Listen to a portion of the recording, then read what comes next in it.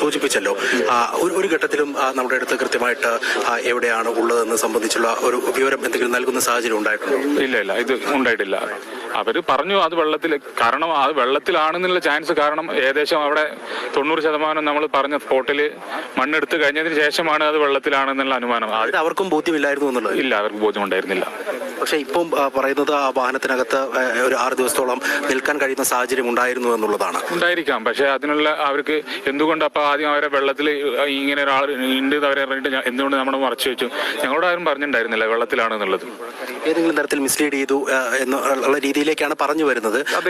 അവരൊക്കെ പറഞ്ഞോട്ടെ, ഒരു വിവാദത്തിനൊന്നും ഇപ്പൊ ഞാൻ ഒന്നുമില്ല. വിവാദത്തിനൊന്നും ആത്യന്തികമായി അർജുനെ കണ്ടെത്തുക എന്നുള്ളത് അർജുനെ കണ്ടെത്തില്ല. വിവാദങ്ങൾ ഇനി നമുക്ക് അതിൽ കാര്യമില്ല. നമ്മൾ ഒരുപാട് കാര്യങ്ങൾ സംഭവിച്ചിട്ടുണ്ട് ഇവിടെ, വീഴ്ചകൾ.